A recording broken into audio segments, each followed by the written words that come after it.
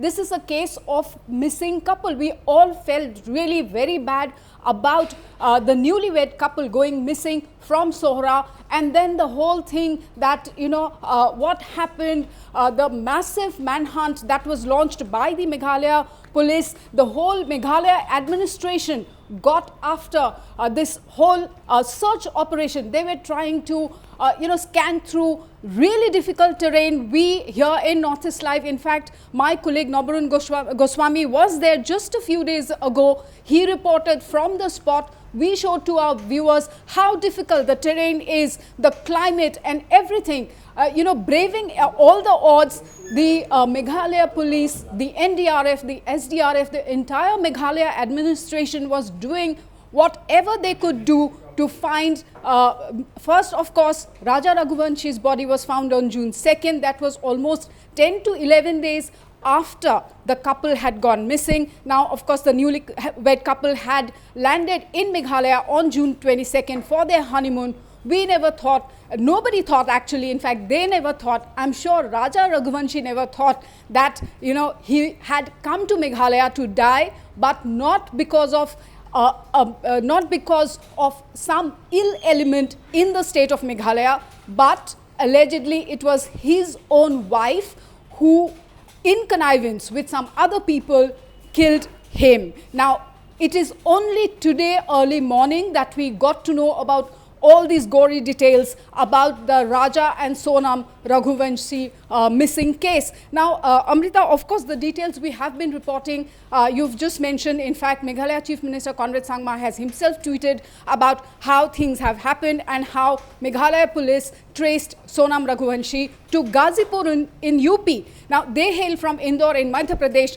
Sonam Raghuvanshi lands up in UP, somewhere in the bordering area of Delhi and UP is Ghazipur. That is where she finally surrenders. And interestingly enough, she called her brother. Now, Sonam Raghuvanshi's brother and Raja Raghuvanshi's brother, Vipin, both of them were in Shillong. All of them, both families, pointing a finger at the Meghalaya police.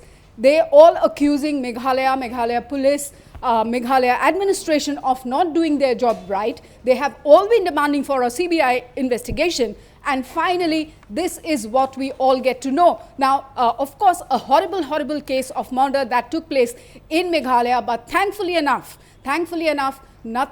nobody can now blame Meghalaya, because, the social media was full of messages against Meghalaya. People were pointing a finger at Meghalaya's hospitality, raising questions about safety, people's safety, tourist safety in Meghalaya. Now, all has been proved wrong, and we did not have to do anything. People from Northeast did not have to do anything.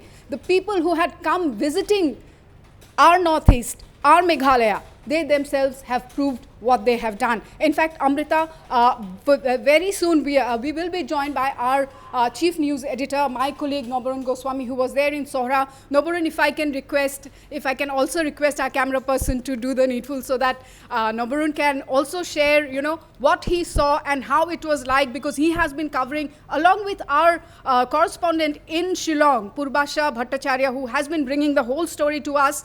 We also had Nabarun visiting the site. Nabarun, share your, how does it, how the entire thing panned out and what you saw there?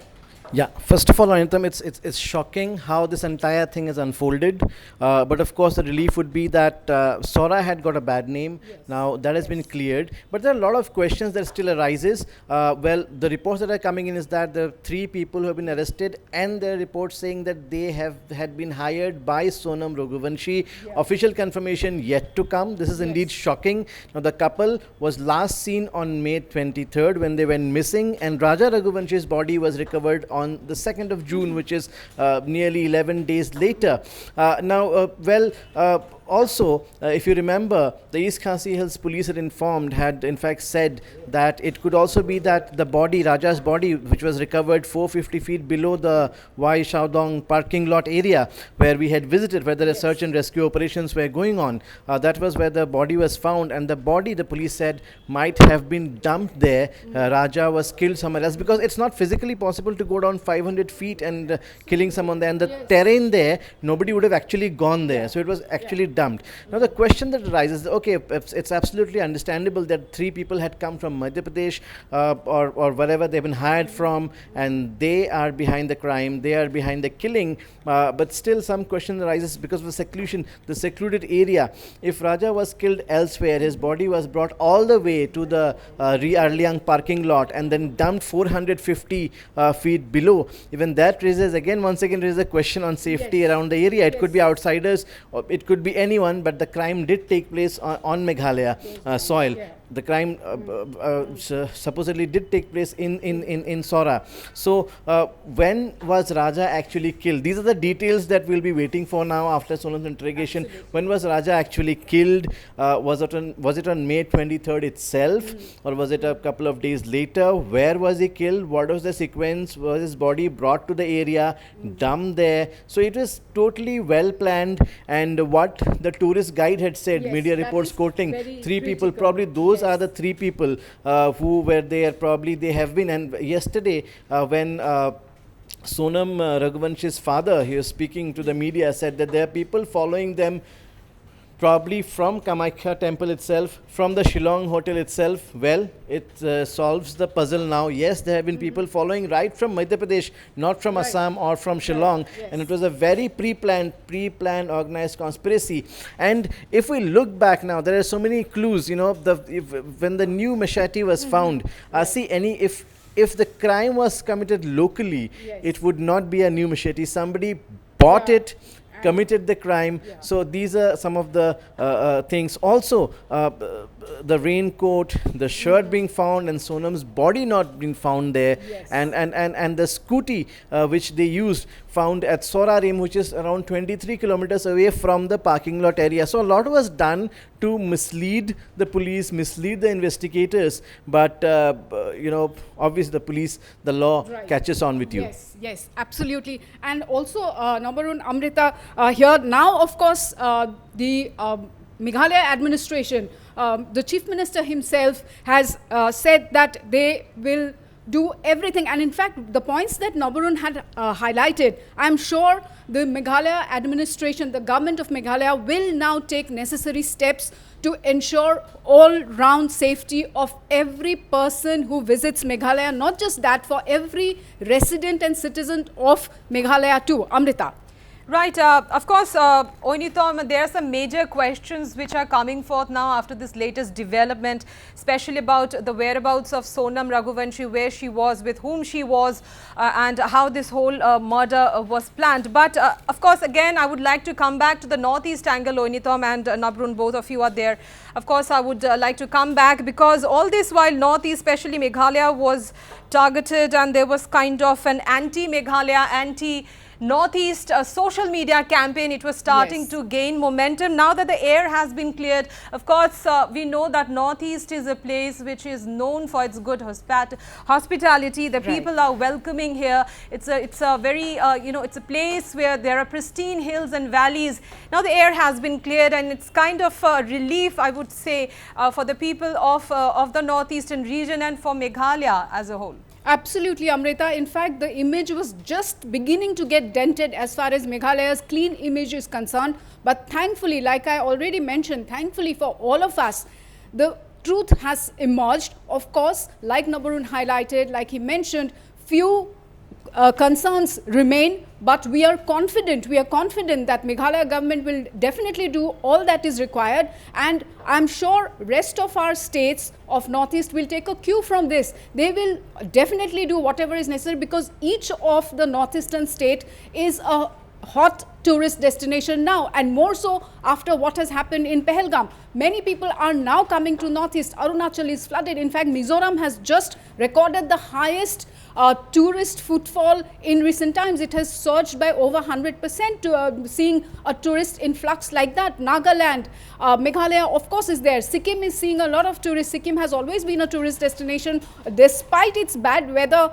condition and bad connectivity. So that shows how much people love Northeast, the people of Northeast, the food of Northeast, the vibrant colors and life of Northeast has been attracting people so much. So this particular incident was threatening to become a blot on our image, but thankfully enough, things are now clean and clear. We all know what happened. But yes, of course, the concern remains that the incident did take place in Meghalaya. That, of course, is a cause of worry. But we are 100% sure that our authorities across the region will do whatever is necessary to keep their people and the lives of people who visit this region safe. Nabarun, would you like to add something here?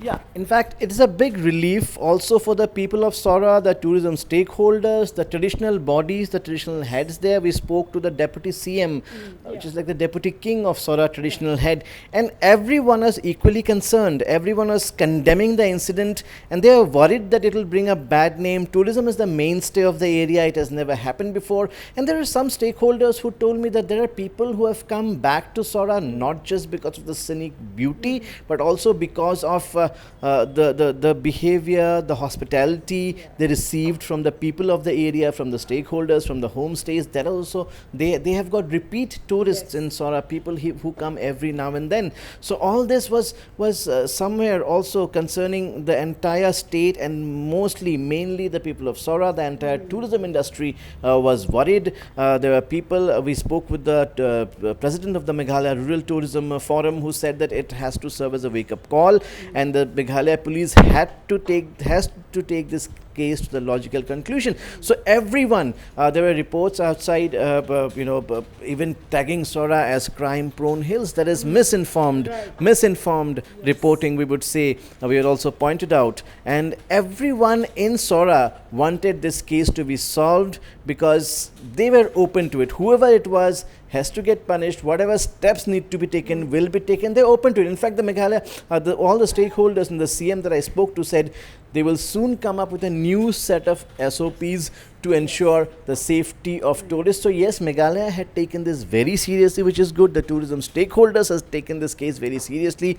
Everyone is cooperating. When we went there, we had village volunteers taking part in the search operations. We had tourist guides taking part in the search operations. Local people helping in the search operations. So everyone was accommodative and helping. And finally, yes, it's very unfortunate what happened to Raja Raghuvanshi. Things will be clear. But yes, Sora stays a safe tourist place. Right. Yes. Amrita, of course, we will continue to bring all the updates related to this big Sonam Raghuvanshi, Raja Raghuvanshi case. But also, viewers, keep watching us because there's a lot happening in Manipur as well. So we will bring all those stories to you. And Amrita, over to you now. Right. Of course, the air around the reputation of northeastern Meghalaya as a whole has been cleared finally. But before Oineetom and Nabarun, I'll let you go. Finally, I have one more update that I would like you to comment on. Complete denial on the part of the family members of Sonam Raghuvanshi. They are in complete denial. Statement coming in from Debi Singh, Sonam's father, that his daughter cannot do such a thing, that she has been framed by authorities in Meghalaya and the Meghalaya police. Your comments on that? Absolutely, Amrita. That if I look at it from one point of view, it's very unfortunate that, but Amrita, we have to keep this in mind, that it is very difficult for parents to come to terms when their child is being held responsible for the murder of her own husband. So this must be really difficult for the family.